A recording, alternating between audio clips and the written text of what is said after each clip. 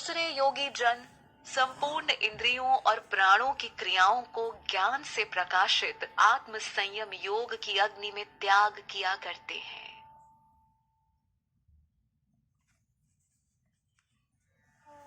कुछ साधक द्रव्य रूपी यज्ञ, तपस्या रूपी यज्ञ और योग रूपी यज्ञ करने वाले होते हैं, और कुछ अन्य कठिन व्रत तथा स्वाध्याय रूपी ज्ञान यज्ञ करने वाले होते हैं।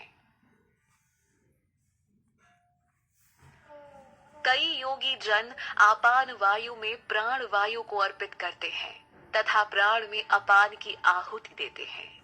कई प्राण और अपान की गति को रोककर प्राणायाम करने वाले होते हैं। अन्य कितने ही योगी नियमित आहार करने वाले प्राणों को प्राणों में अर्पित किया करते हैं। ये सभी साधक यज्ञों द्वारा पापों का नाश करने वाले और यज्ञों को जानने वाले हैं।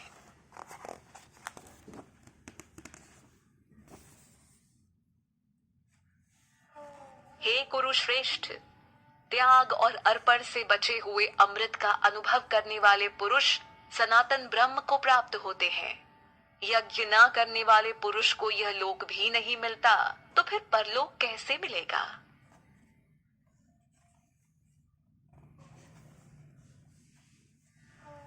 ऐसे अनेक प्रकार के यज्ञों का वर्णन वेदों में विस्तार से है। इन सब को कर्मों से उत्पन्न जान। इस प्रकार यज्ञ करने से तुम कर्म बंधन से मुक्त हो जाओगे।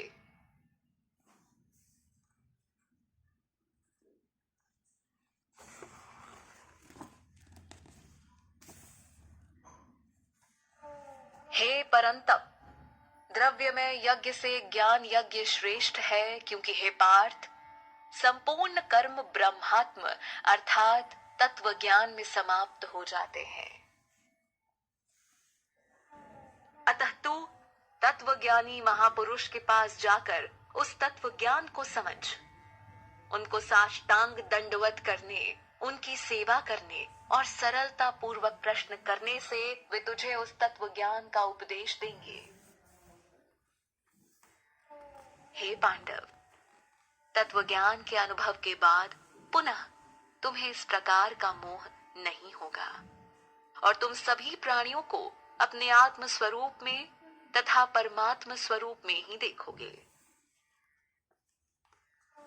यदि तू पापियों से भी अधिक पापी है, तो भी तू ज्ञान रूपी नौका द्वारा निश्चय ही संपूर्ण पाप सागर को पार कर जाएगा।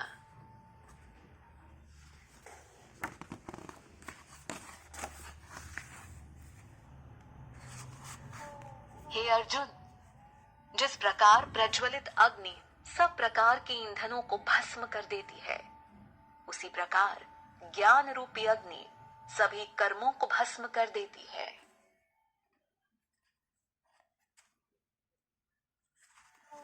इस संसार में ज्ञान के समान पवित्र करने वाला कोई दूसरा साधन नहीं है। जो योग में भली भांति निपुण हो गया है, वह उस तत्व ज्ञान को स्वयं ही अपने आप में पा लेता है। श्रद्धावान, तत्पर और जिस पुरुष ने अपनी इंद्रियां वश में कर ली हो, वह पुरुष ही ज्ञान प्राप्त करता है। ज्ञान प्राप्त करके वह शीघ्र ही परम शांति को प्राप्त कर लेता है। अज्ञानी, श्रद्धाहीन और संशयुक्त मनुष्य नष्ट हो जाते हैं। ऐसे संशयी पुरुषों के लिए न तो यह लोक है, न परलोक है और न ही सुख है। हे धनंजय, जिसने योग द्वारा कर्मों को त्याग दिया हो, ज्ञान द्वारा जिसके संशय नष्ट हो गए हो, ऐसे आत्मवान पुरुष को कर्म से नहीं बांधते हैं। इसलिए हे भारत, तू अपने हृदय में अज्ञान से उत्पन्न संशय का ज्ञान रूपी तलवार से छेदन करके कर्म योग में स्थित होकर युद्ध के लिए तैयार हो जा।